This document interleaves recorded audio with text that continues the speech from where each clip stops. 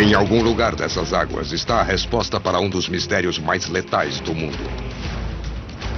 No último século, 1000 navios e incontáveis vidas se perderam sem deixar rastro no Triângulo das Bermudas.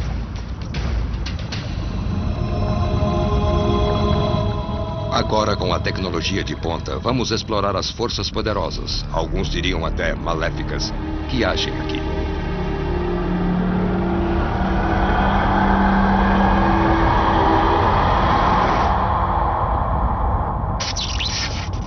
Mergulho no Triângulo das Bermudas.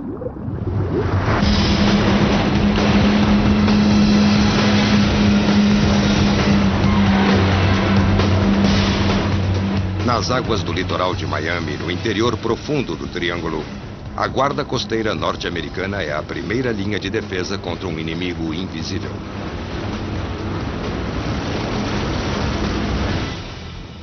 Afirmativo, embarcação virada, 5 pessoas na água. Me dê o local exato, câmbio. Atenção!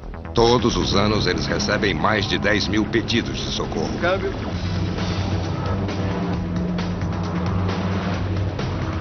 Sua velocidade e experiência garantem um final feliz à maioria das missões de resgate. Mas algumas estão além de sua capacidade.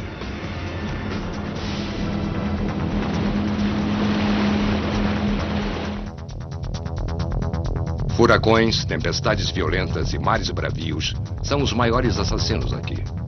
O tempo pode passar de bom a mortal em questão de minutos. Anualmente, segundo a Guarda Costeira norte-americana, 120 barcos desaparecem sem deixar pistas. São esses desaparecimentos inexplicáveis que mantêm vivo o mistério do Triângulo das Bermudas.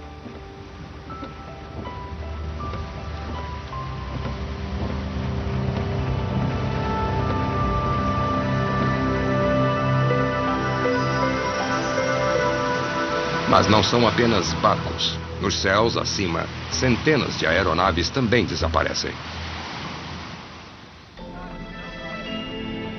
Fox Tango 28, aqui é Fort Lauderdale. Está me ouvindo? Fox Tango 28 para Fort Lauderdale. Já tem a posição?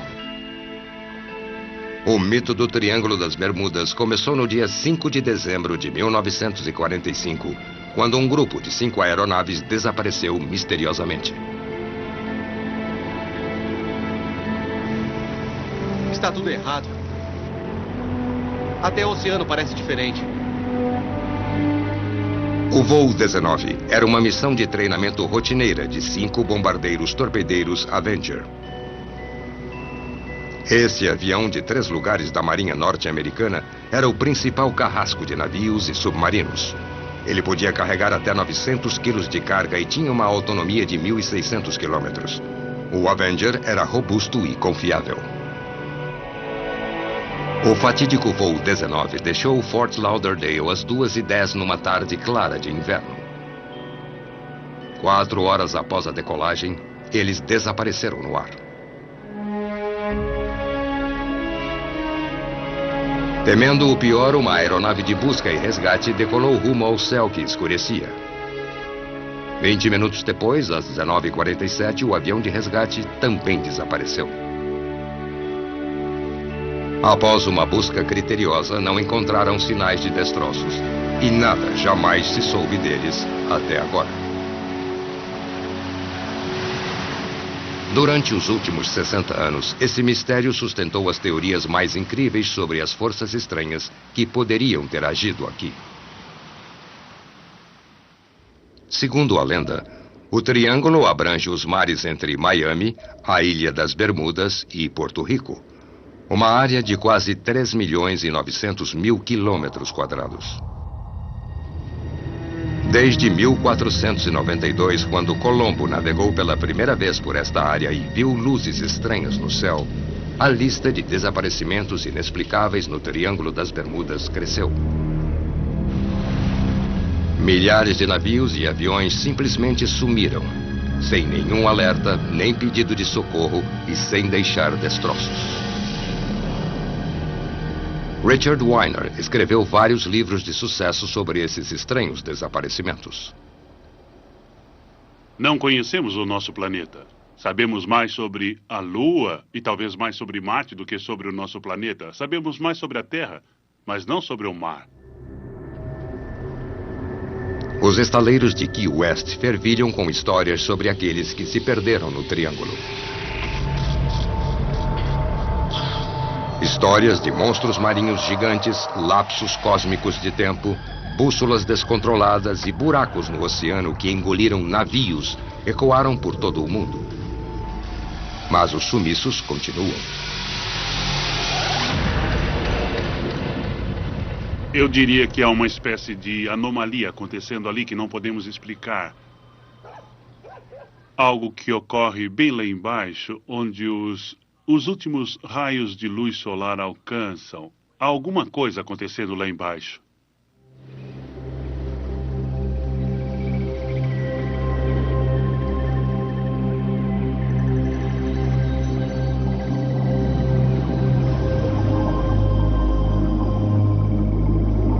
Se Richard Weiner estiver certo, submarinos modernos como este podem nos dar uma resposta.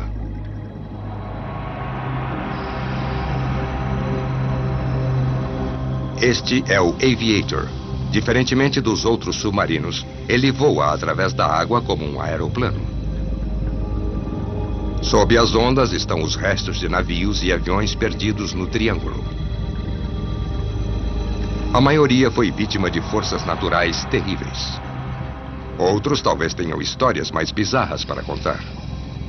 O Aviator pode finalmente resolver os mistérios do Triângulo das Bermudas até o mais perene de todos, o voo 19.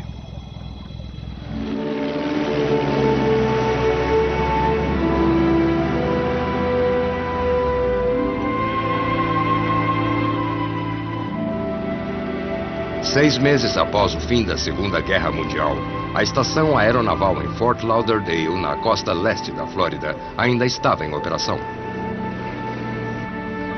Os 14 membros do voo 19, que faziam um treinamento de rotina, haviam acabado de partir no último voo preparatório sobre a água. No comando estava um piloto experiente, o tenente Charles Taylor. O voo os levaria a leste das Bahamas e os traria de volta em apenas 2 horas e meia.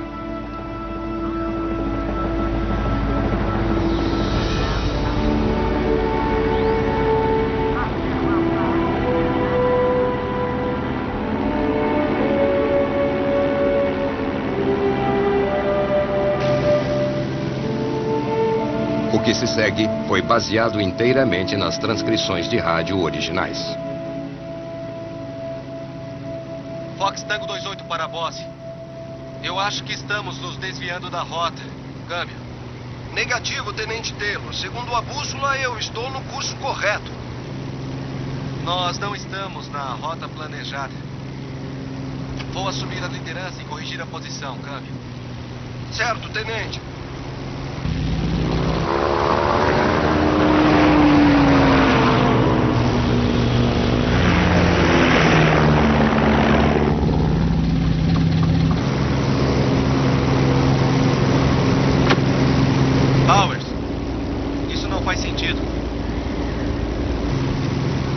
Há quanto tempo estamos no ar? Estamos voando há 1 hora e 45 minutos. Já deveríamos estar vendo a Terra. Não há nada ali.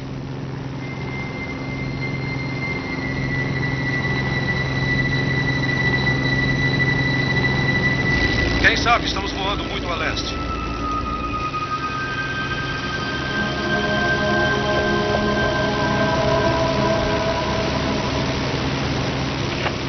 Fort Lauderdale, aqui é Fox Tango 28. Eu acho que estamos fora do curso. Não vemos terra. Repito, não vemos terra. Pode nos dar uma posição, câmbio.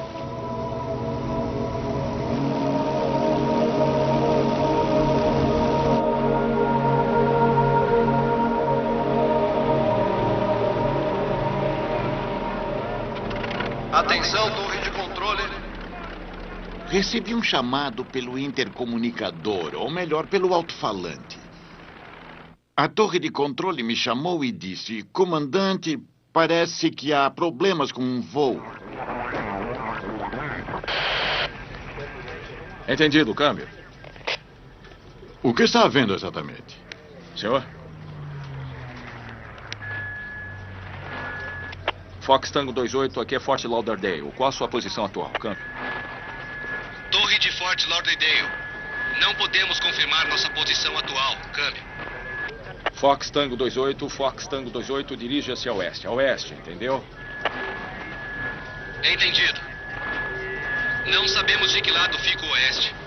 Está tudo errado.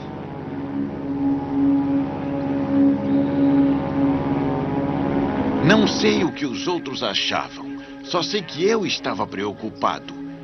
E me preocupava mais à medida que o tempo passava, porque logo percebi que o voo tinha sérios problemas.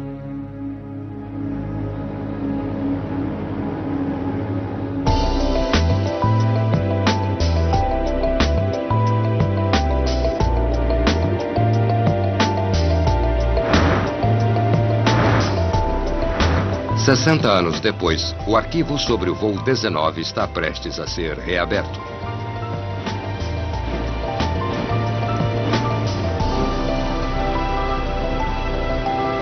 Phil Giles é investigador de acidentes aéreos.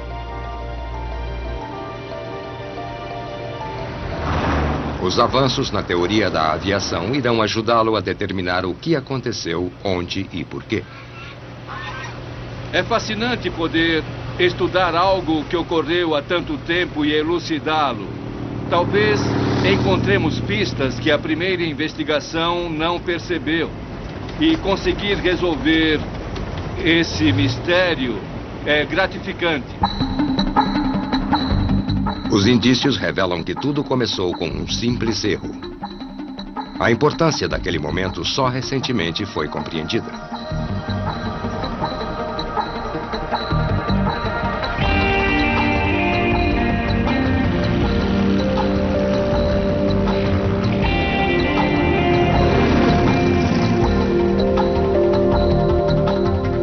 Anualmente, cerca de 30 aeronaves leves desaparecem no interior do Triângulo. Carol Collins, uma instrutora experiente, vai ajudar Phil a entender o comportamento de um piloto em dificuldade nesta área.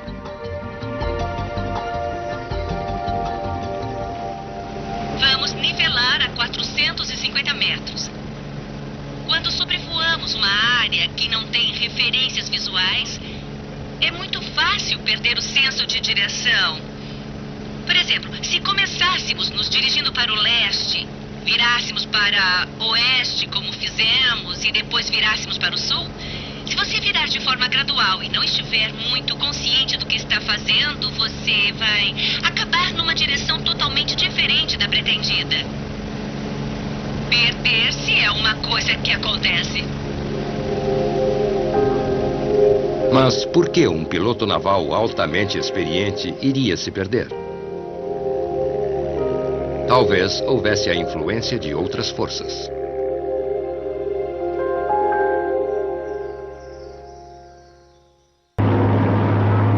No coração do Triângulo das Bermudas, um voo de rotina de 5 Avengers estava prestes a dar errado. A alguns quilômetros ao sul de Fort Lauderdale, no centro de comunicações de Port Everglades, o operador de rádio de segunda classe, Melvin Baker, começou a captar sinais de um voo em dificuldades.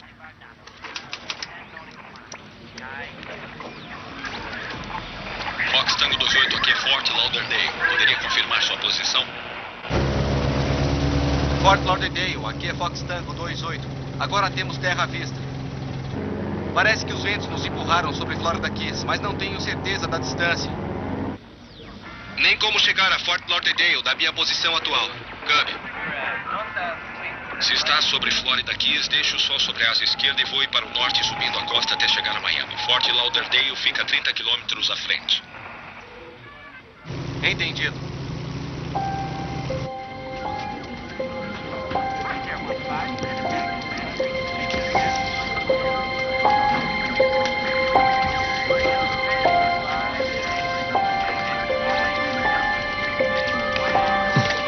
Não podem estar ali.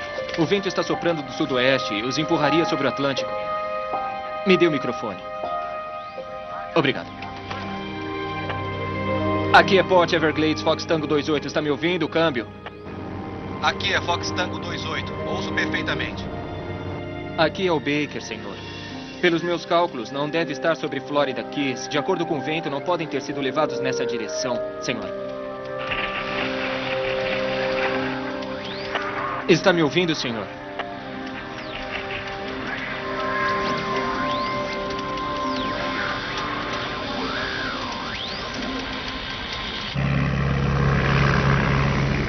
Sem nenhuma orientação. Ao olhar para uma série de ilhas, se não houver casas nelas, nada que as identifique, uma ilha se parece muito com a outra, como você vai ver agora. No momento, tudo bem, porque temos a estrada como referência. Mas se não pudéssemos ver a estrada, todas as ilhas seriam muito parecidas.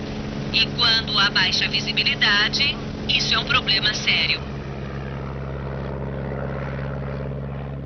Fox Tango 28, Fox Tango 28, aqui é Fort Lauderdale, está recebendo.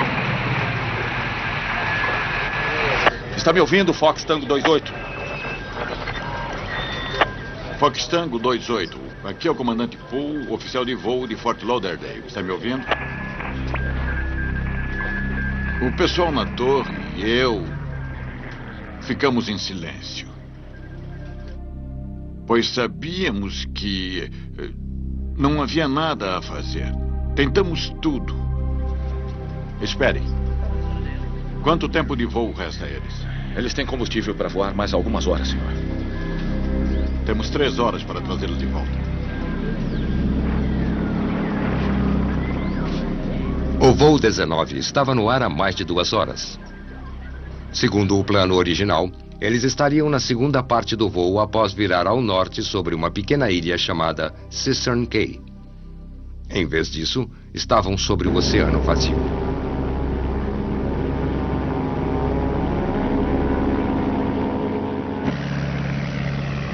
Se você está voando contra o vento, a velocidade real sobre o solo é menor que a velocidade indicada do ar. Se o vento vem por trás, ou seja, é um vento de cauda, então a velocidade será muito maior que a velocidade indicada do ar, aqui é mostrada nos instrumentos. Certo. Se o vento vier por trás, chegará mais depressa. Se vier pela frente, irá mais devagar. Isso mesmo. Sei. Nessa altura, após quase 3 horas de voo, o tempo estava piorando. Taylor recebera as instruções corretas para retornar, mas ainda não se convencera. O resto do grupo estava ficando cada vez mais preocupado. Taylor, se sua bússola não funciona, um de nós devia liderar. Negativo. Ele ficou completamente confuso porque não confiava nos instrumentos. E isso é ruim. Você pode achar que está virando para a esquerda quando está indo para a direita. E os instrumentos são a única coisa que pode lhe dizer o que está havendo. Tenente Taylor, não acha que devemos ir para o oeste? Meus instrumentos parecem estar funcionando. Quer que eu assuma? Rossi, mantenha sua posição, câmbio. A bússola é calibrada periodicamente. A chance de ela falhar é praticamente nula. E havia mais 4 aviões cujas bússolas com certeza não estavam erradas.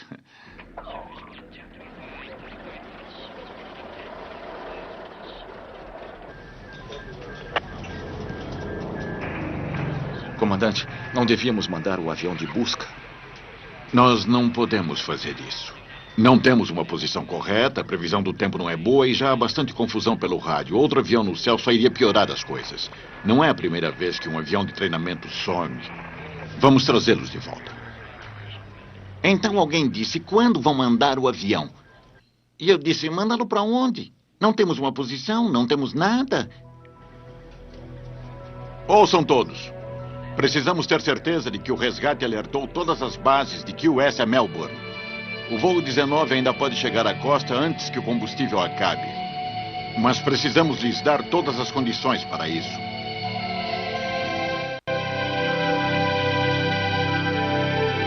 Fox Tango 28, Fox Tango 28, está ouvindo?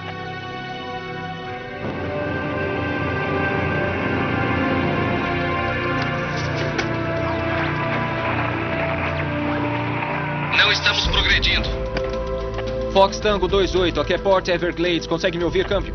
Port Everglades, aqui é Fox Tango 28. Ouço claramente. Certo, tenente. Calculo que se voar para sudoeste, virá na minha direção.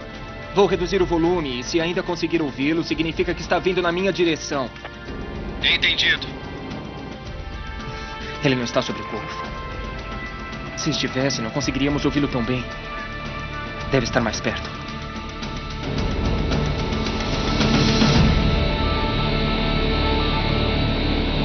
Fox Tango 28 para Port Everglades.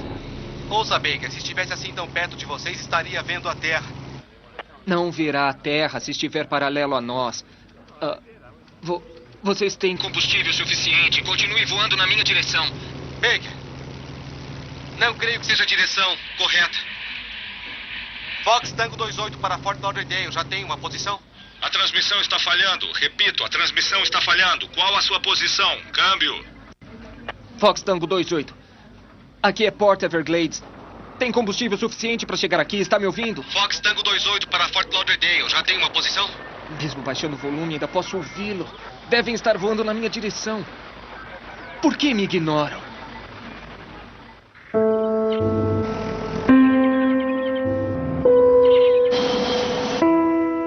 O investigador de acidentes aéreos Phil Giles acha que entende por que o voo 19 preferiu ignorar as direções do operador Baker.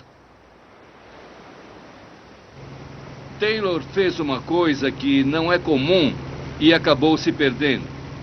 Ele decidiu assumir a liderança do voo. Depois se convenceu de que estava num lugar onde não poderia estar e manteve a sua opinião.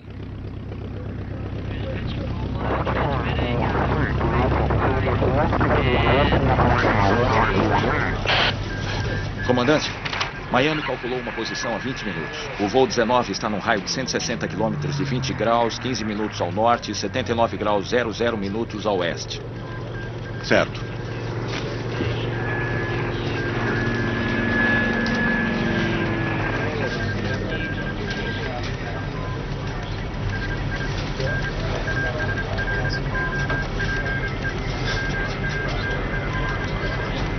Não sei se essa posição é confiável. Port Everglades está tentando enviar essa posição agora. Eles conseguem ouvir o voo 19, mas ele não consegue ouvi-los. Dará tudo certo. Vão aparecer.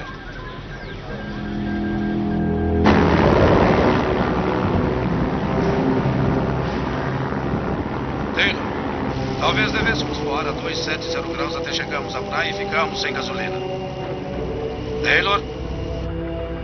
Taylor, está me ouvindo? Não voamos tanto para o leste sem mudar o rumo. Há quanto tempo estamos indo nessa direção? Onde nós estamos?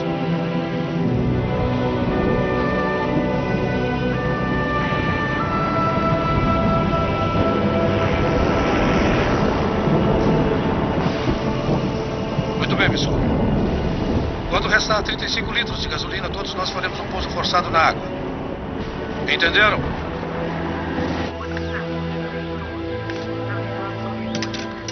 O operador Baker foi o último a ouvir alguma coisa. Fox Tango 28, aqui é Port Everglades. Estão me ouvindo, câmbio? Pelos sinais fracos do rádio, ele sabia que estavam se dirigindo para o mar. Aqui é Port Everglades, Fox Tango 28, está me ouvindo, câmbio? Fox Tango 28, está me ouvindo, câmbio? Vamos lá. Nada mais se soube deles. O toque final de mistério naquela noite se deu quando um avião de resgate Martin Mariner partiu à procura deles. 27 minutos depois, ele também desapareceu no ar.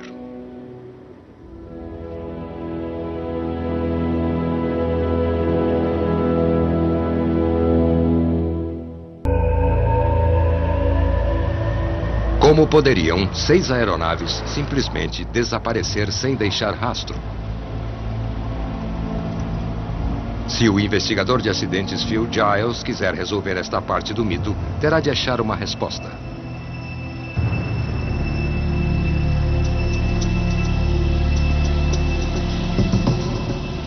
A solução pode estar em Miami. Este é o quartel-general do 7º Distrito da Marinha Costeira de Miami, o maior e mais atarefado do mundo.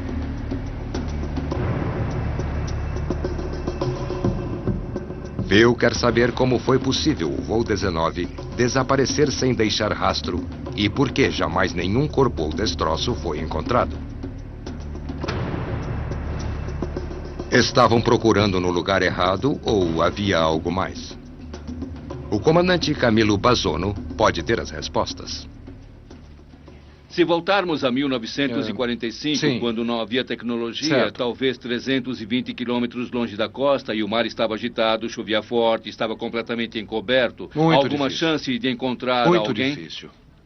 Só para dar uma ideia, hoje, mesmo que façamos uma busca da forma mais perfeita possível, sob ótimas condições de tempo, mar calmo, sem vento, condições perfeitas para a aeronave e a tripulação, nossa chance de achar alguém, ou seja, a probabilidade de detecção, é de 78%. Vamos cair! Vamos cair!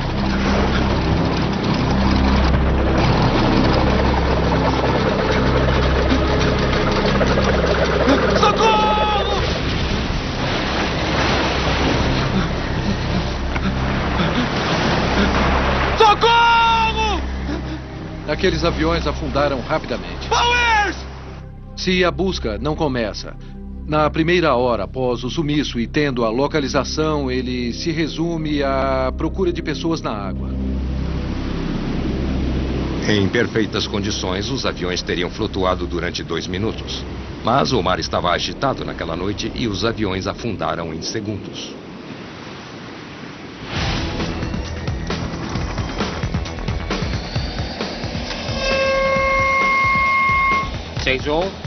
Tudo bem.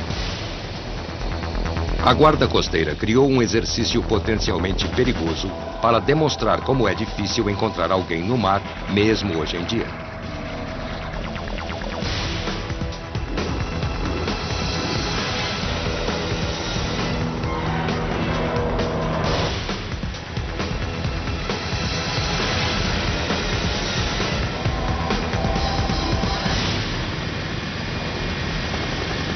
As condições de busca hoje são bem ideais. O vento está leve e as ondas devem estar com 60 centímetros ou menos. Excelente visibilidade. Um segundo helicóptero vai deixar um nadador experiente na água. Em alguns minutos, eles tentarão encontrá-lo de novo.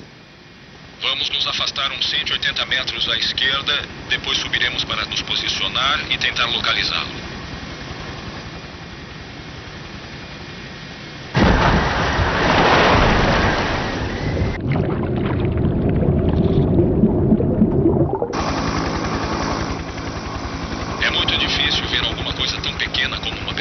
Pense numa bola de futebol ou de basquete. Procuramos alguma coisa desse tamanho. Só a cabeça está fora d'água, é tudo que conseguimos ver. Se você não sabe exatamente onde a pessoa está, não vou dizer que seja impossível, mas é extremamente difícil achar alguém, especialmente à noite. A corrente do Golfo passa entre a ilha Great Bahama e a costa da Flórida. Em alguns pontos, a corrente flui a 11 km por hora. Isso equivale a 6 milhas náuticas a cada hora. Aquele trecho onde a pessoa está se desloca 6 milhas. Imagine só, após 12 horas, o quanto ela se deslocou. Equivale a uns 130 quilômetros em apenas 12 horas.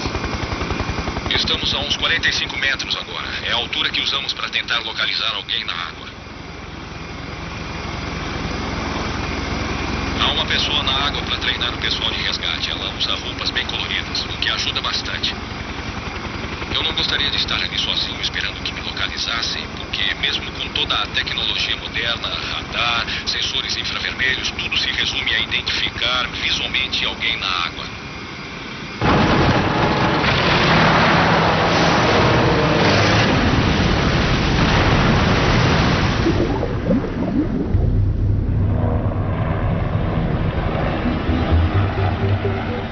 Restando apenas 30 minutos de combustível e a corrente puxando o nadador para o norte a cada minuto, a pressão aumenta.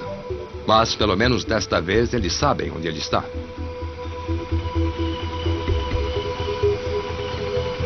Já avistamos o nadador. Tente se aproximar com cuidado. Mantenha a posição.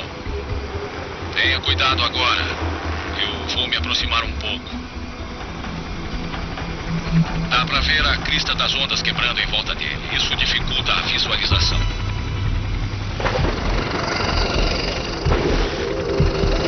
Mal dá pra ver o homem nessas condições. Ele está usando um traje de neoprene laranja, além de um snorkel. Resumindo, precisamos voar bem em cima dele para conseguir vê-lo. À noite seria quase impossível vê-lo, a menos que a lua estivesse extremamente brilhante e o mar calmo. Espere! Tenha calma.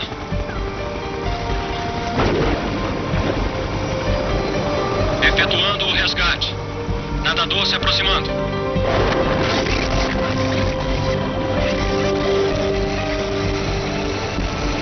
Nadador se aproximando da porta da cabine.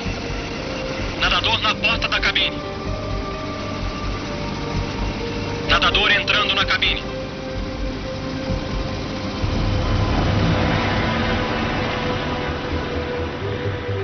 Um resgate bem sucedido.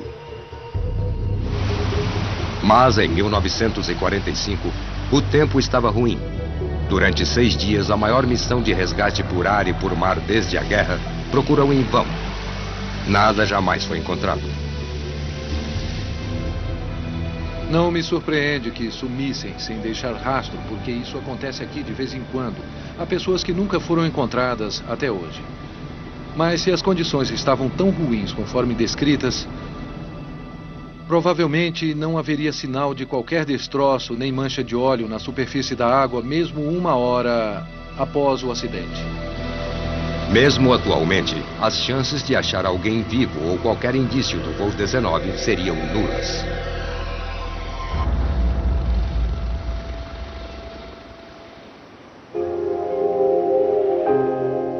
Mas ainda não é o bastante para explicar o que deu errado naquela missão.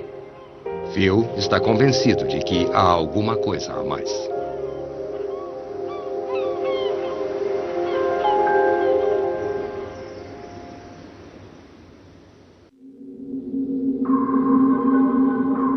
Até hoje, nenhum vestígio do misterioso voo 19 jamais foi encontrado. Mas os destroços daquelas aeronaves devem estar lá embaixo em algum lugar. Em 1991, Graham Hawkes, explorador e projetista de submarino, pensou que os tivesse encontrado. Estávamos à procura de galeões espanhóis. Encontramos um Avenger lá no fundo e apenas registramos o fato. Encontramos outro avião, o segundo Avenger, e também o registramos. Um grupo de exploradores acredita ter achado 5 aviões de guerra da Marinha. A história virou manchete. Teriam encontrado o mítico voo 19? Ficamos chocados e surpresos. Não esperávamos encontrá-los, mas tudo se encaixava com o voo 19. 5 aviões desapareceram. Ele prometeu uma resposta à imprensa dentro de 2 semanas. Naquela época, os submarinos eram muito caros. Então, Graham usou uma câmera manipulada à distância. A equipe concluiu, após ver as imagens de baixa qualidade, que as aeronaves provavelmente não eram do voo 19. Mas quais seriam elas? A resposta obtida também foi misteriosa. Dizem que não era o voo 19. Por acaso houve outro voo de Avengers nesta área? Eu gostaria de uma resposta. Para mim é muito mais fácil. São 5 aviões. É claro que são. É evidente que caíram no mar. Aqui estão eles. Não há mistério. São eles. Não há mistério. Porque se não for o voo 19, será complicado identificá-los. Graham Hawkes agora vai retornar aos 5 Avengers. Desta vez, ele mesmo vai descer lá e descobrir de uma vez por todas quem são eles.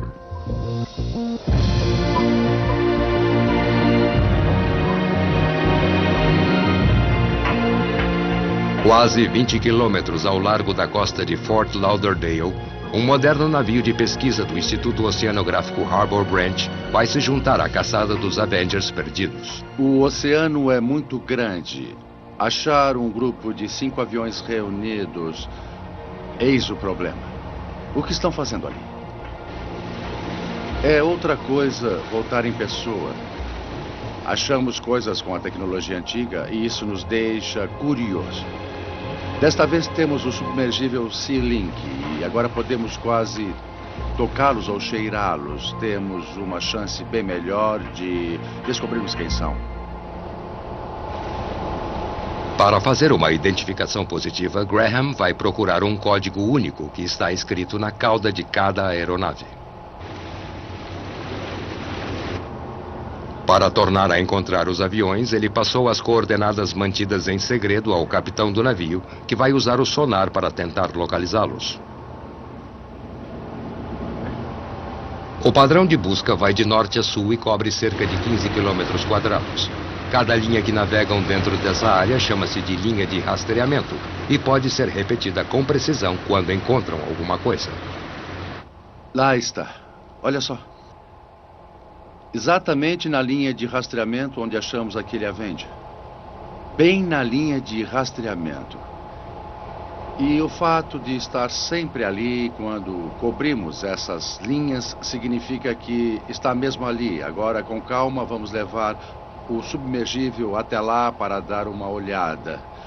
É o avião. Yee! Achamos.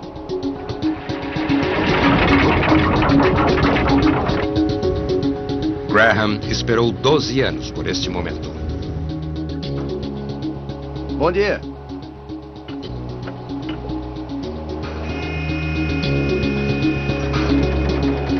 Eles vão levar 15 minutos para chegar ao leito do mar a 223 metros abaixo do navio.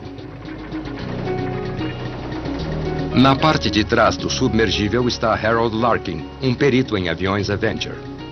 Esta viagem é muito especial para Harold porque, além de pilotar Avengers, um parente seu estava no voo 19 quando ele desapareceu.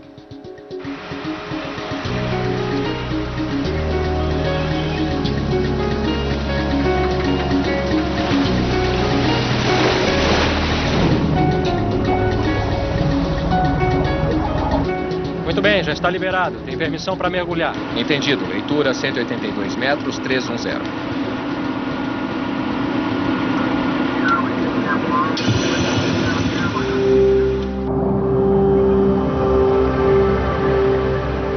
O submergível Johnson Sea-Link foi construído em 1975 para investigações científicas no leito do mar.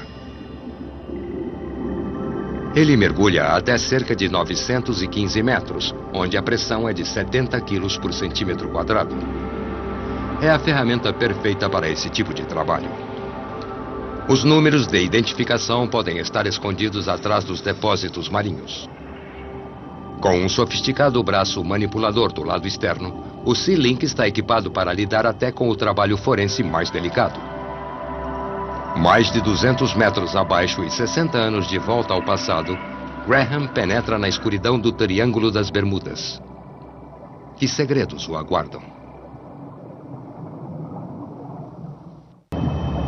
223 metros abaixo, no Triângulo das Bermudas, o explorador Graham Hawkes está prestes a localizar o primeiro de 5 destroços misteriosos.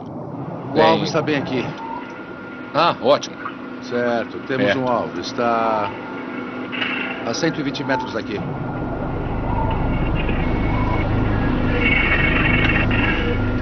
O sonar envia um sinal constante que reflete o primeiro objeto sólido que encontra.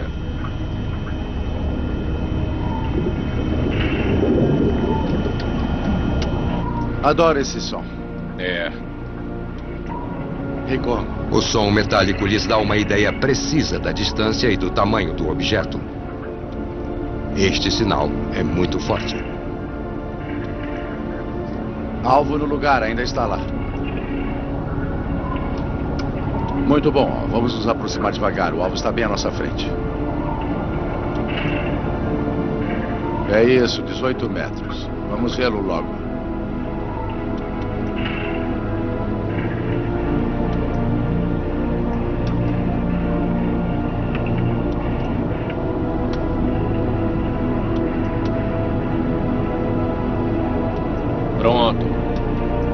Chegamos. Estamos vendo um avião.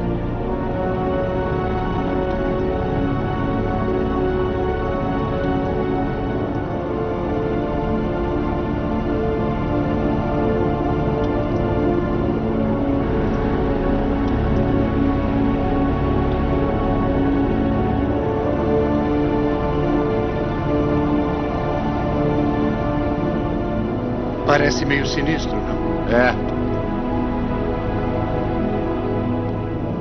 O perito Harold Larkin confirma que os destroços pertencem a um Avenger. Um rápido exame basta para saberem que não vão achar o número de identificação.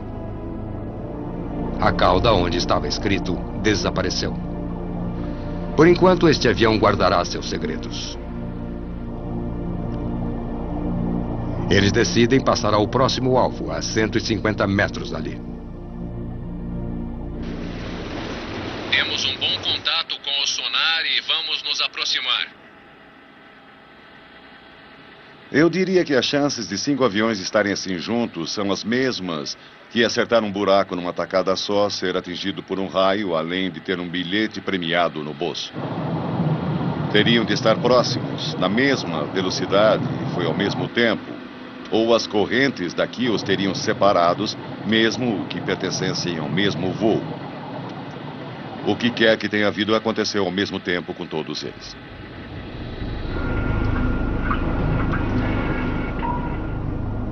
Mas não há registro nos arquivos navais de outro voo de 5 Avengers que caíram ao mesmo tempo no mesmo local. O mistério se aprofunda.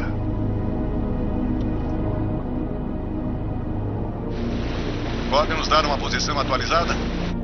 Temos um avião à vista. FT-20. Pode ser um 8 ou um 3. Parece que sim. Parece mais um 3. Muito bem, destruído. A cauda se foi. Ótimo, estamos vendo o avião. A fuselagem está destroçada. Ele está muito danificado. Exato, agora dá para ver bem, muito bem. Parece que há uma rede de pesca ou algo assim. Talvez isso tenha arrancado a cauda. Com certeza. Isso explica porque algumas partes não estão no lugar certo. O número da fuselagem, FT-23, significa que saiu de Fort Lauderdale, mas não basta para identificar o avião. Quando perdiam um Avenger, costumavam repintar os mesmos números em seus substitutos. Eles precisam achar o número de identificação único que era escrito na cauda. Preste atenção naquela parte vertical. Está bem. Está aqui em algum lugar. Dá para ver que a área embaixo está desgastada. Está corroída. Está faltando a parte superior da aeronave, está vendo? E lá está a porta de escape do lado esquerdo. Aquilo é uma porta de escape? É a entrada para a parte de trás e também uma porta de escape. Parece bem pequena. Não, espere. Parece pequena demais. Está sob o FT? Isso mesmo. Espere, daria para um ser humano passar por ali? A porta pode ter 2 partes e uma delas pode abrir para dentro. Estava nessa posição. Tá. Eu não creio que alguém tenha passado por ali. Espera, está vendo aquele pedaço ali embaixo?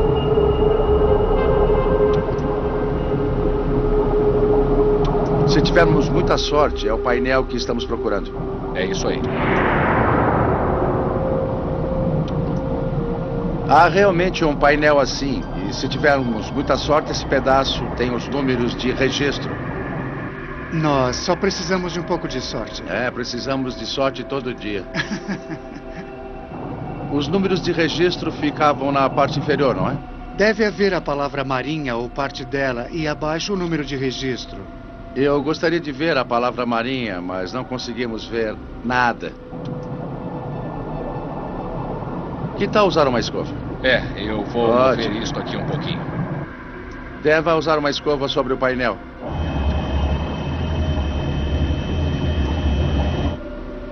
Muito bem. A escova está em contato. Desculpe, anêmonas, mas precisam sair daí.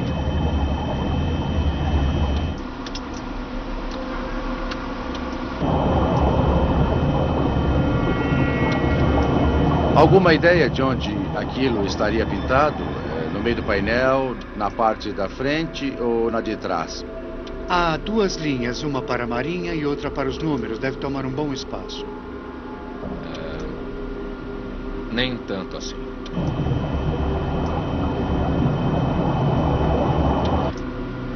O que você acha?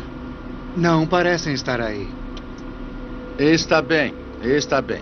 Vamos prosseguir. Eu detesto desistir agora. Os indícios mostram que este avião atingiu a água em velocidade. Os flaps da asa foram baixados 15%, um claro sinal de que o piloto sabia que fariam um pouso forçado. Sem o número de registro, talvez jamais saibamos por que ele fez isso. Parece que o Triângulo das Bermudas não vai revelar seus segredos tão facilmente. Muitos que conhecem estas águas acreditam que sejam as mais perigosas do mundo. Mas de onde vem essa reputação tão terrível? Ainda acontecem coisas no Triângulo sobre as quais nada sabemos. Pelo menos uma vez por semana, talvez duas, algum pescador das Bahamas jamais retorna da pescaria, simplesmente desaparece. Isso é uma coisa tão comum por aqui que eles não dão muita importância. Uma velha história de marinheiro fala de ondas enormes que surgem do nada e lançam os navios no esquecimento. Será que esse fenômeno estranho seria responsável por um dos mais surpreendentes desaparecimentos de navio?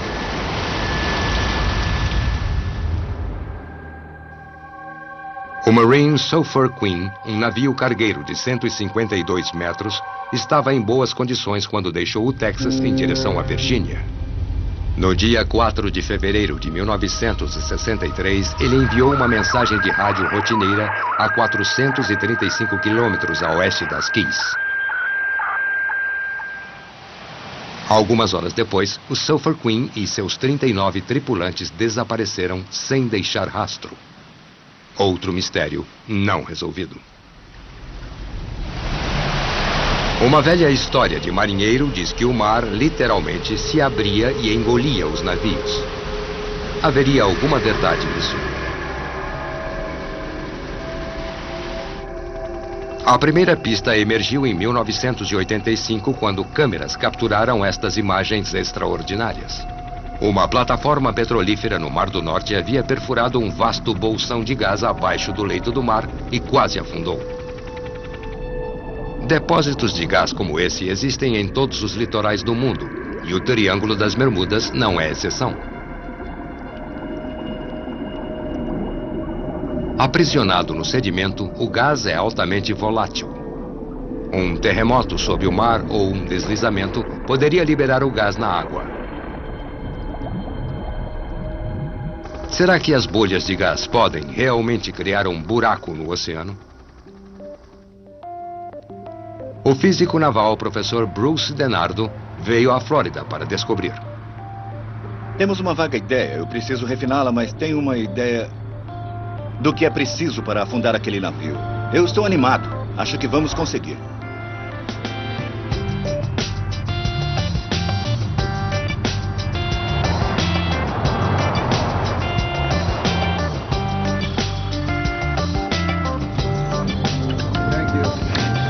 Bruce vai tentar afundar este barco no oceano, longe da praia, para ver se navios como este podem afundar numa massa de bolhas de gás.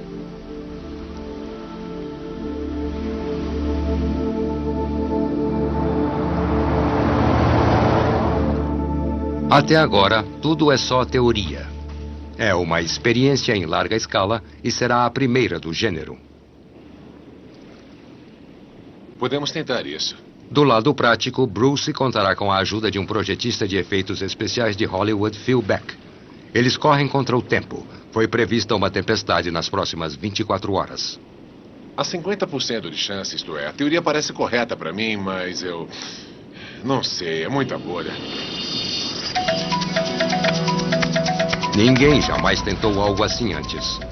O objetivo é recriar uma erupção de gás metano em pequena escala, similar àquela que houve no Mar do Norte.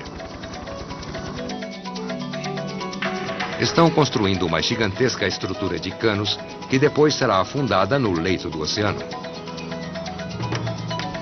Em seguida, vão bombear uma grande quantidade de ar que tem propriedades similares ao metano no interior da estrutura.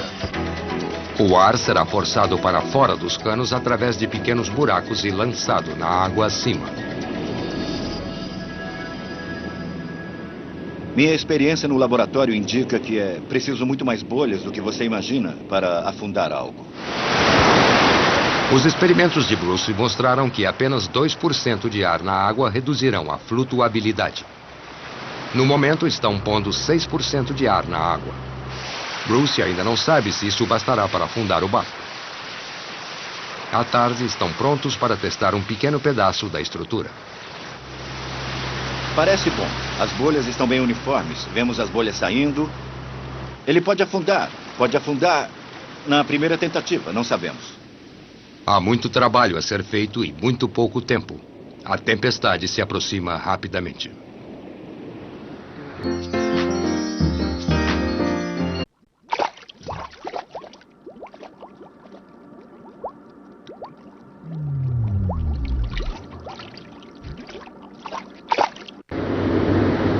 A 19 quilômetros da costa da Flórida, o Seward Johnson aguarda notícias sobre os 5 misteriosos Avengers no leito do mar abaixo. Qual a posição atual? Estamos vendo um avião.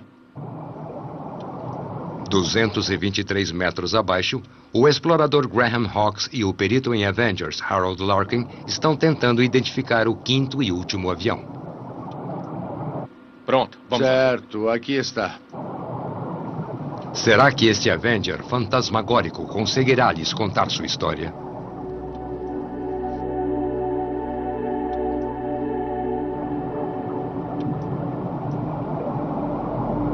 FT-87. Os flaps estão para cima ou para baixo? Não dá para vê-los direito.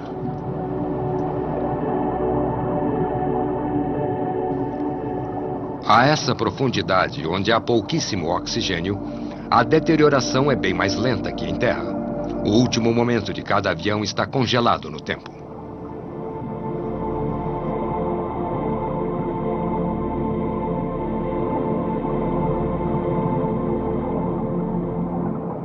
Eis um flap. Está a uns 15 graus para baixo, o que é normal ao aterrissar. Esses 15 graus são uma espécie de... É uma configuração para aterrissagem e decolagem. Parece bem baixos. Não foi resultado da corrosão.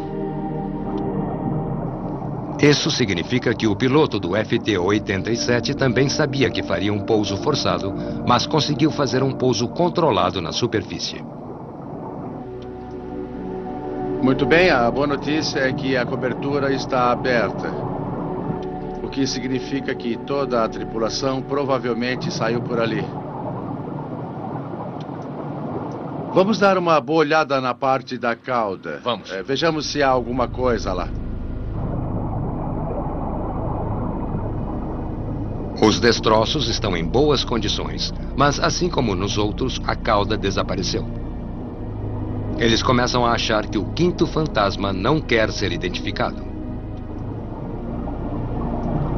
Será que podemos levar uma câmera lá para cima e mostrar? Ou reposicioná-la. Tá, tente se aproximar. Quero lhe mostrar uma coisa. Esse pode ser o leme vertical. Eu posso virar de lado. Bem à nossa frente agora. Onde? Embaixo, no meio da tela, na asa esquerda. No meio do quê? Bem no meio da tela. Certo. O que é aquilo ali fora? Estou vendo alguma coisa do lado de fora. Minha nossa. Ali está, conseguimos o número de registro. Essa é a diferença entre os olhos humanos e uma câmera. Finalmente, NAV 23990. Este é o número de registro. Ele identifica cada avião e dirá a Graham como ele veio parar aqui.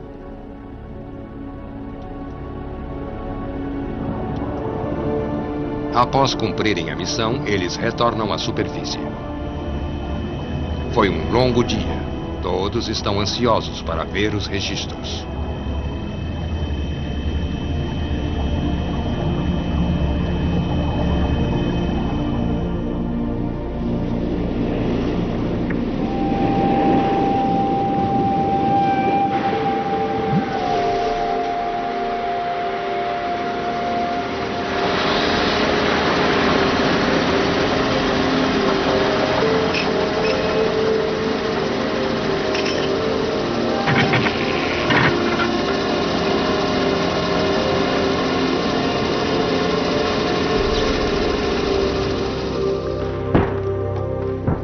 É 4 de julho, dia da independência dos Estados Unidos, e enquanto a Flórida comemora, Graham está envolvido com os relatórios sobre acidentes navais.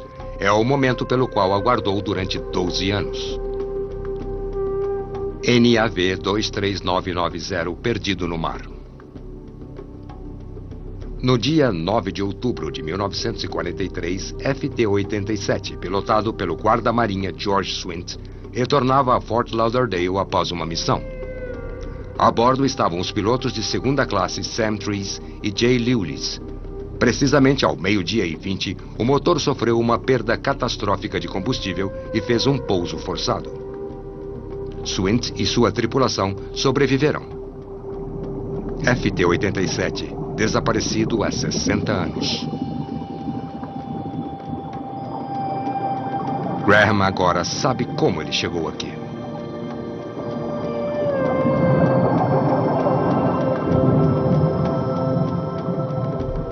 Num dos 4 destroços remanescentes, falta a parte da cauda.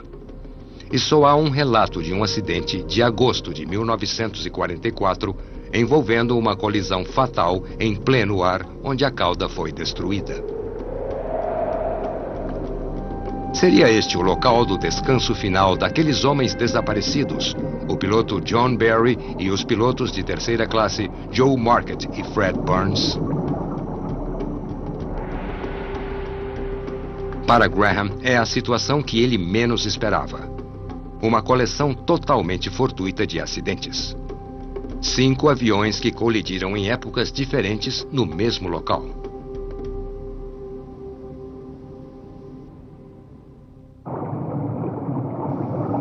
Porém, o quinto fantasma pode nos dizer algo mais. Identificar o voo 19 ficará cada vez mais difícil com o passar dos anos. A tinta se deteriora mais depressa que o metal e, com isso, os números de identificação logo irão desaparecer.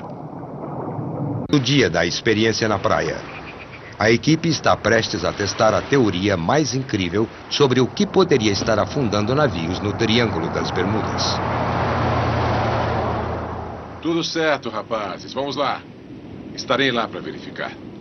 São 7 horas da manhã. Os mergulhadores estão planejando como colocar a estrutura no leito do mar. Assim que ligarmos, não teremos nenhuma visibilidade. Como está a visibilidade, hein? A visibilidade deve estar bem melhor esta manhã. Não há corrente, está limpo e calmo. As condições parecem boas. Ótimo.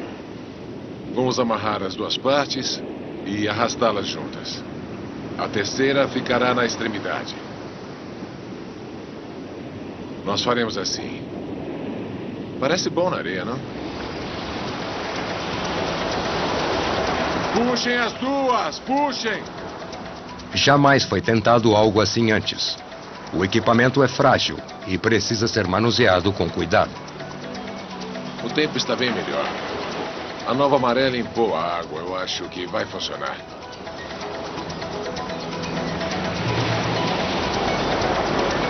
Tirem todas as mangueiras da água. O que está vendo? Até parece o monstro do Lago Ness. Não, isto aqui não é espaguete. Onde eu ponho isto? Após várias largadas falsas, eles liberam uma pequena quantidade de ar pela estrutura para que flutue mais facilmente. Agora deu certo. Vou ficar de olho.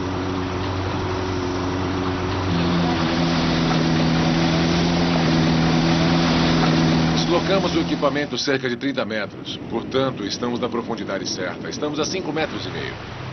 Se a maré recuar, estará a 4,5 metros. A aparelhagem que temos é a melhor que poderíamos ter, dadas as circunstâncias. Todos os experimentos são assim. Nenhuma experiência é a ideal. Você faz o que pode. Acho que isso é o melhor. Talvez seja minúsculo comparado ao que a natureza produz através de uma erupção de metano no fundo do mar, mas fazemos o que podemos.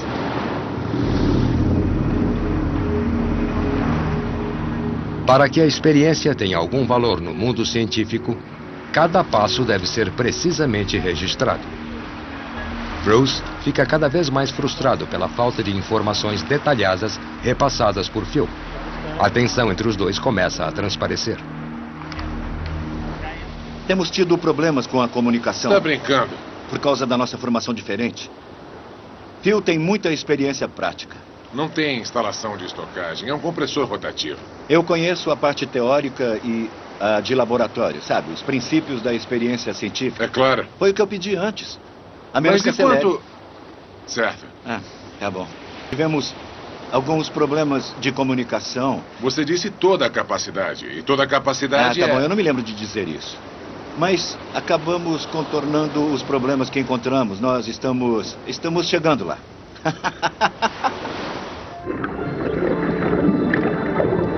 No meio da tarde, os mergulhadores baixaram a estrutura no leito do mar. Quando Bruce testou a experiência no laboratório pela primeira vez, ele calculou que seria preciso 2% de ar na água para um barco afundar. Mas aqui, no mundo real, ele precisou aumentar para 6% a quantidade de ar na água. Após ligarem todos os canos, eles estão prontos para fazer o primeiro teste. Vamos lá.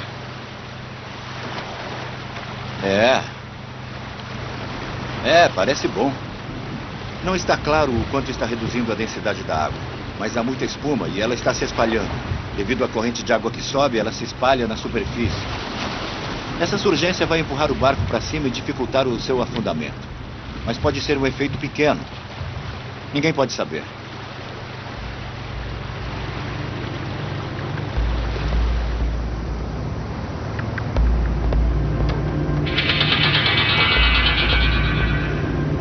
Os primeiros testes são promissores. Eles decidem trazer o barco para começar cedo no dia seguinte. Ninguém sabe se a experiência vai funcionar, porque uma evidência na natureza é enganosa. É muito pouco provável que um barco estivesse no local onde há uma erupção de metano, mas essas coisas podem acontecer e geralmente acontecem quando há uma grande quantidade de metano. Hoje nós sabemos que há milhares de anos houve uma grande erupção ao largo da costa sudeste dos Estados Unidos. Foi uma liberação enorme, enquanto estas provavelmente são liberações bem menores, porém são bem mais frequentes. Assim como os terremotos menores são bem mais frequentes que os grandes. Eu deduzo que a mesma coisa aconteça com as erupções de metano.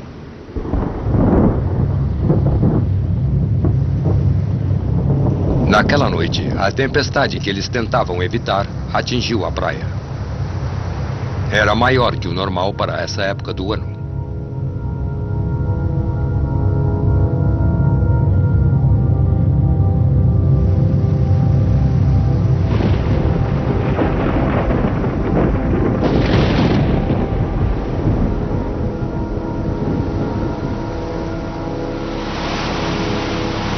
Na manhã seguinte, a tempestade ainda afetava as condições do mar.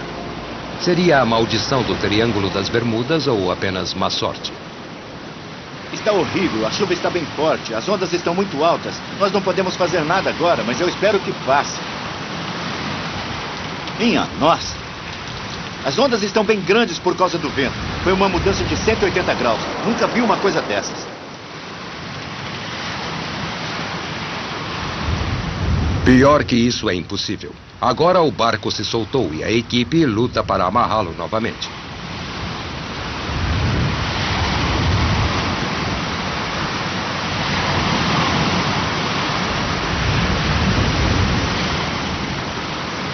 Não dá para ficar pior que isso. Pronto, acabou. Está preso. Sabe como é, acabou.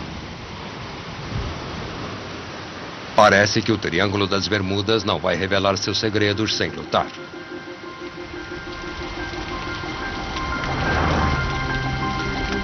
Nossa. Estamos bem no meio dela agora. O tempo parece que vai piorar.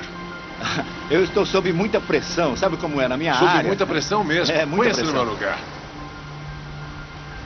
Com o esquema arruinado, Bruce e Phil concordam em voltar dentro de uma semana.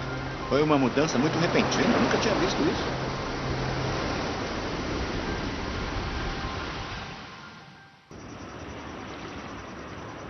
Menos de 400 quilômetros dali estão algumas das águas mais traiçoeiras do planeta. O Triângulo das Bermudas pode conter boas surpresas para quem tiver coragem suficiente para ingressar nele. Mas descer lá é difícil e caro. Este submergível poderia mudar tudo isso. Está bem, está bem. Graham Hawkes prepara sua última invenção para um mergulho no Triângulo das Bermudas.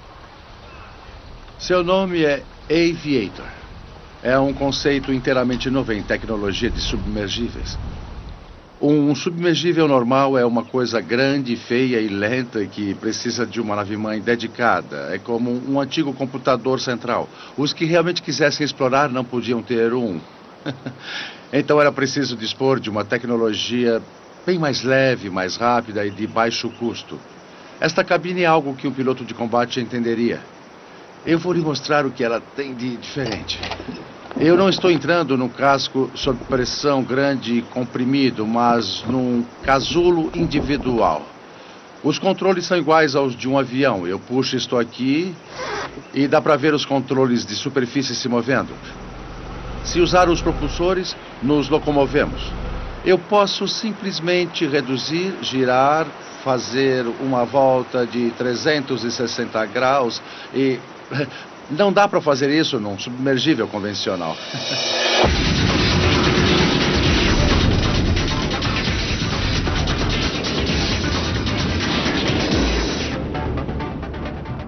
Graham espera que o Aviator possa ajudar a achar aqueles que desapareceram aqui. Há todos esses mistérios no Triângulo das Bermudas. E eles existem. A luz reflete na superfície do oceano, um navio afunda ali, some e não sabemos para onde foi. O que podemos fazer com esses novos brinquedos, como o Aviator, é entrar nele, descer e olhar. E adivinha só, estão todos lá. Este berço inflável permite que a equipe reboque o Aviator para o mar sem desperdiçar a preciosa bateria. Estamos prontos. O Aviator é um dos mais velozes submergíveis do mundo e a toda velocidade pode atingir uma profundidade de 45 metros em apenas 4 segundos.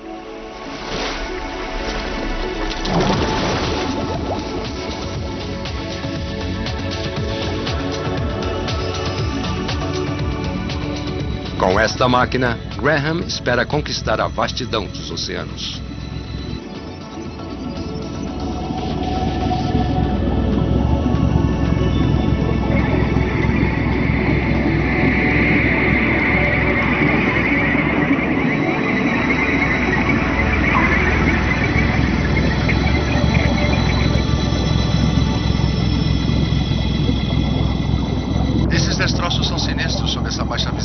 Essa luz fraca. –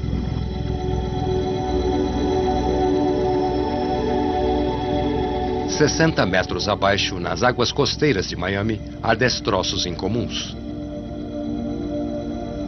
Mas seriam tão misteriosos quanto parecem?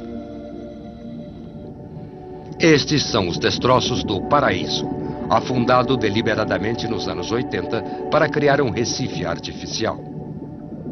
Não há nenhum mistério aqui. Porém, mais abaixo, o Aviator captou um sinal maior, e este não parece estar marcado nas cartas marítimas.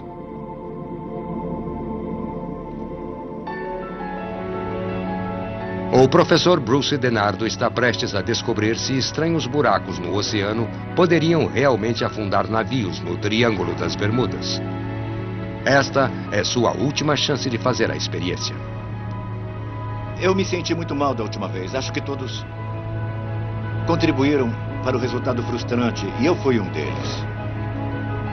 Às vezes precisamos nos afastar, fazemos isso o tempo todo na pesquisa, mas quando complica, o melhor é dar as costas e fazer outra coisa. Bruce trabalhou muito para tornar a experiência mais realista. Para ter algum valor científico, ela precisa representar o peso total de um cargueiro. Cargueiros em mar aberto têm muito mais peso, muito mais peso que o nosso barco. É claro que ele precisa ter mais peso.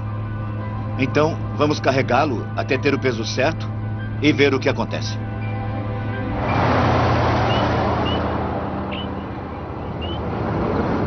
Isso vai demorar um pouco mais, porque eu preciso... A fim de simular o peso de um cargueiro oceânico, eles tentam reproduzir as condições exatas de um cargueiro de 152 metros com o peso de 7.000 toneladas. Lembra a última vez? Precisamos esperar. Na última vez que testaram o equipamento, Phil bombeava 6% de ar na água. Usei só um. Agora observe com nós. Olha só.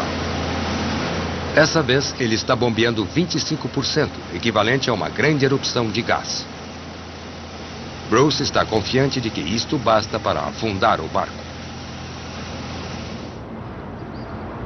Phil está marcando o barco para que possam monitorar até que ponto ele vai afundar nas bolhas. Se Phil estiver certo, um cargueiro só precisaria entrar numa pequena parte de uma erupção de gás para o resultado ser catastrófico. Teremos 8.500, 11.300 metros cúbicos de gás vindo do fundo. Não importa se é uma grande bolha ou 1 bilhão de bolinhas, é um buraco na água.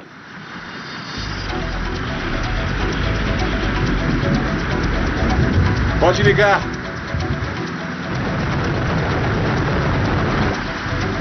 Vamos lá. É uma situação turbulenta. O barco fica subindo e descendo, mas há uma perda definida de flutuabilidade. Com 25% de ar na água, o barco deveria ter afundado. Porém, há algo que eles não previram. Não está descendo muito, não é um bom sinal. As bolhas baixam a densidade e o fazem afundar, mas a força para cima, causada pelo fluxo da água, mantém o barco em cima. É como se uma coisa anulasse a outra. Vamos lá! Bruce não esperava o efeito neutralizador no centro do campo de bolhas. O tempo está se esgotando e só há mais uma coisa que ele pode tentar. O efeito ascendente da água no centro mantém o barco flutuando. Ao deslocá-lo para a extremidade do campo de bolhas, onde a surgência é bem mais fraca, o barco deverá afundar.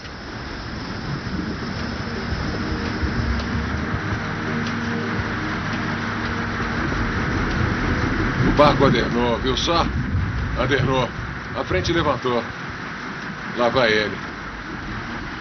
Vamos. Vai afundar sim. É isso aí, acho que vai. Vai sim. Vamos lá, vamos lá. A parte da frente flutua mais que a parte de trás. É isso aí. Um navio de 152 metros, ao ser atingido por um fenômeno desses, acabaria se partindo ao meio. E aí afundaria instantaneamente. A proa está erguida e a popa caída, porque a frente está numa água mais densa que a parte de trás. Vamos lá. Pode marcar aí, só mais 30 segundos. Deu certo, está afundando. Está afundando. E lá vai. Pronto. Tchau, tchau. Eles conseguiram. As bolhas de gás realmente podem afundar navios. Agora vamos usar esse barco.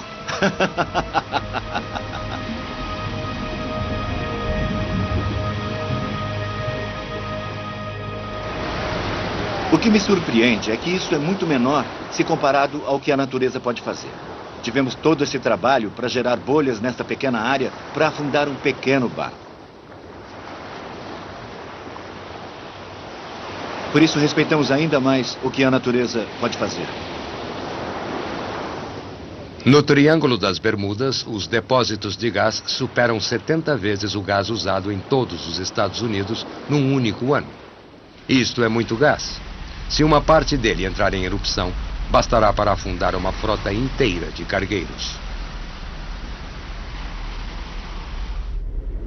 É possível que alguns dos desaparecimentos mais bizarros de navios no Triângulo das Bermudas tenham sido causados por esse estranho fenômeno natural. As erupções de metano talvez possam explicar alguns dos desaparecimentos mais incríveis de navios. Mas será que também explicam o sumiço de aeronaves leves voando a baixa altura? Aqui no Triângulo, nos últimos anos, mais de 30 desapareceram. Quando o gás metano chega à superfície da água, ele continua a subir para a atmosfera acima. A mistura com o oxigênio torna o gás mais inflamável, pelo menos durante algumas centenas de metros. Uma aeronave curiosa sobre as águas borbulhantes viria a olhar mais de perto. A maioria dos aviões pequenos possui motor a gasolina. Uma pequena faísca poderia inflamar o gás. A explosão terminaria em segundos, sem nenhum alerta, nenhum rastro. É estranho, mas não é nenhum mistério.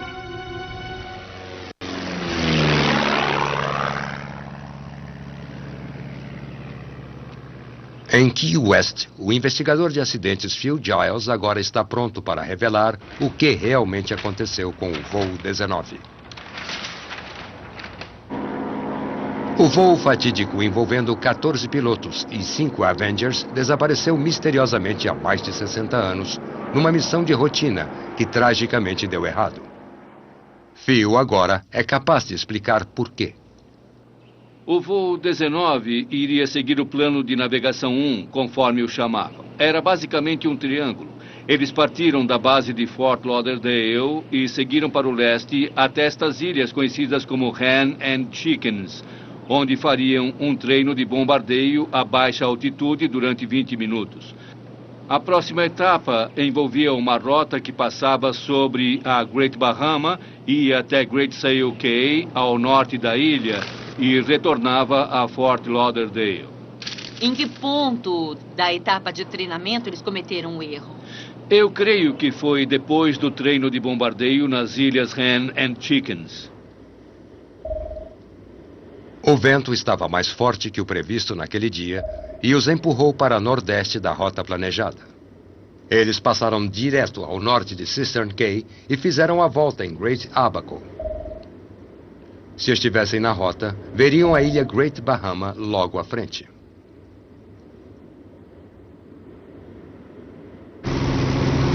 Há quanto tempo estamos voando?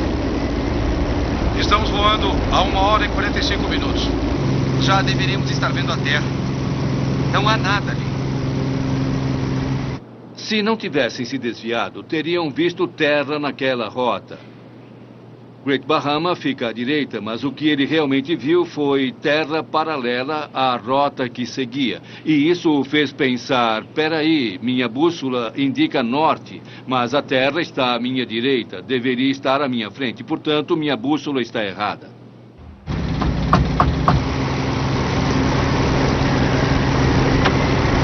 Powers, isso não faz sentido. E o que eles fizeram foi continuar até chegar à parte norte desta ilha. Depois, viram esta pequena série de ilhas dispostas na direção noroeste. E a seguiram dizendo, acho que estamos sobre as Keys. O vento nos empurrou sobre Florida Keys, mas não sei qual a distância. Nem como chegar a Fort Lauderdale da nossa posição atual, câmbio. Foi nesse ponto que o comandante Poole ficou preocupado. Taylor estava sobrevoando uma pequena série de ilhas ao norte de Great Abaco. Ele as confundiu com outras ilhas parecidas, Florida Keys, a mais de 320 quilômetros de distância. Este erro extraordinário levou Taylor ao Golfo do México, no lado oposto da Flórida.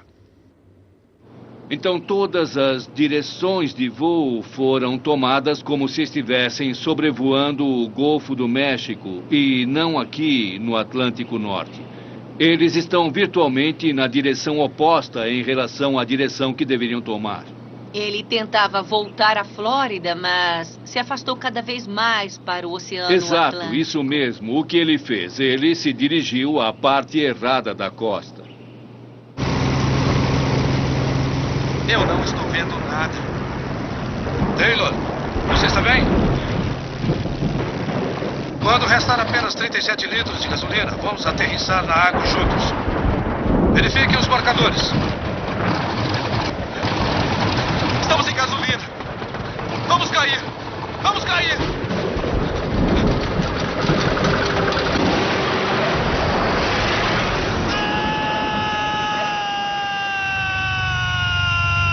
Com base nas informações pelo rádio ou estações retransmissoras em 1945, Phil pode tentar adivinhar onde o voo 19 fez o pouso forçado. As várias estações deram uma posição muito boa às 10:06. E, como pode ver, ele está no Atlântico Norte, cerca de 160 quilômetros de Daytona Beach, bem longe do Golfo do México.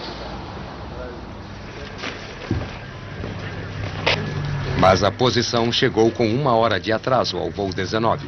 Eles já estavam fora de alcance.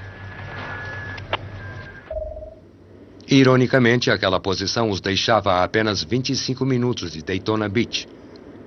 Nessa altura, eles ainda iam para o oeste, voltando para casa. Às 7h15, captaram uma discussão sobre virar para o leste. Às 7h45, ainda tinham combustível suficiente para continuar por mais 15 minutos, o que significa que, provavelmente, caíram aqui, cerca de 355 quilômetros a leste de Daytona Beach.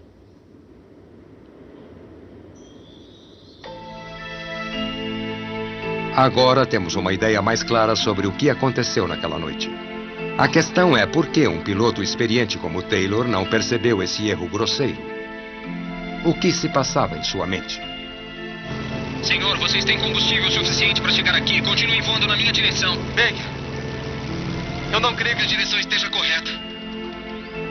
Fox Tango 28 para Fort Lauderdale. Já tem uma posição. Ele se convenceu erroneamente, após ter percebido que não estava na rota correta, de que estava sobre Florida Keys.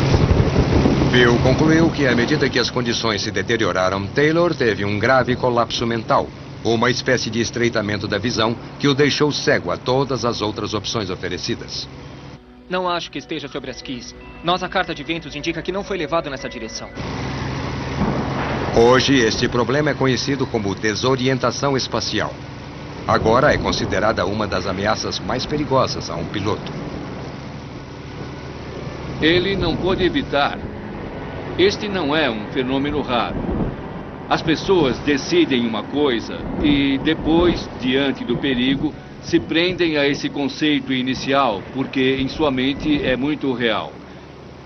Ele decidiu isso e seria fiel à sua decisão para sempre, e ninguém iria demovê-lo. Mas será que isso também explica por que Taylor achou que suas bússolas não estavam funcionando? Não sabemos para que lado é o oeste. Está tudo errado. Uma coisa que Taylor disse anteriormente foi que as bússolas falharam. Em aeronaves como essa, há 3 bússolas diferentes. Uma delas, com certeza, pode ter falhado, mas ainda havia 2 outras bússolas, além de 15 bússolas em toda a formação. Então, a falha da bússola é muito improvável. Mas e quanto ao avião de resgate, que também desapareceu?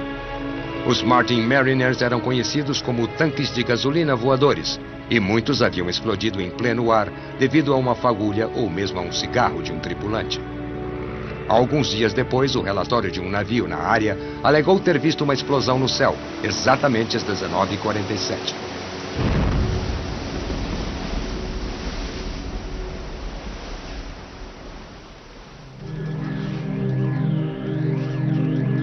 Muito bem, pessoal. São 8 horas da noite.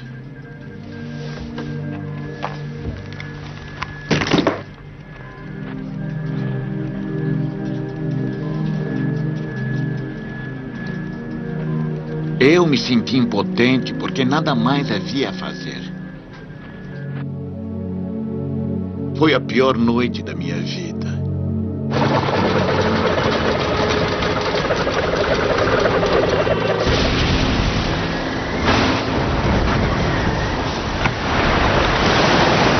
Socorro!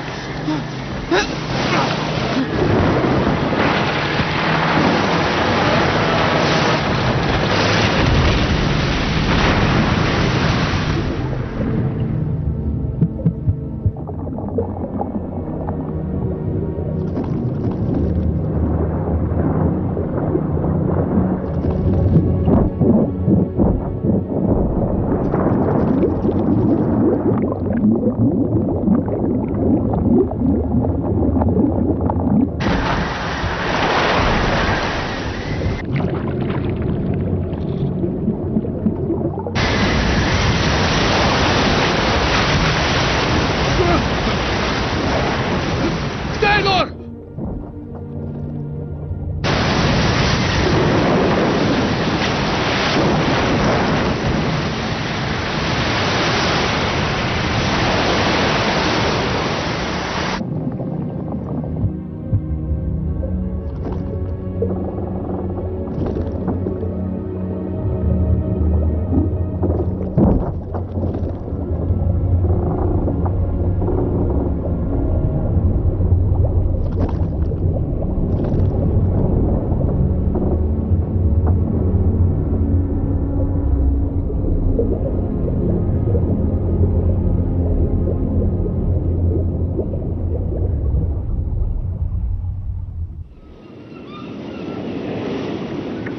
Após 60 anos, o que aconteceu ao voo 19 agora está bem mais claro. Mas o ato final desta tragédia ainda aguarda ser descoberto em algum lugar no leito do oceano, a leste de Daytona Beach. Mas sempre haverá outros mistérios. Para alguns haverá explicações simples: azar, tempo ruim, imperícia e até mesmo alguns fenômenos naturais verdadeiramente estranhos.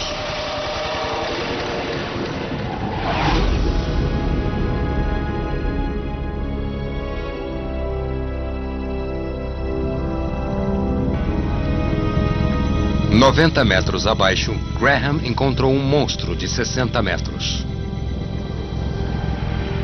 Sua popa parece que sofreu uma colisão. É o tipo de dano associado a grandes mares assolados por um furacão.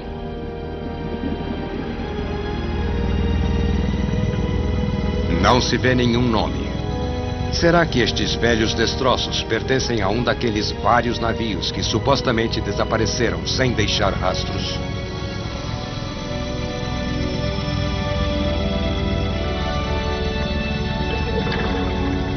As pessoas adoram um mistério.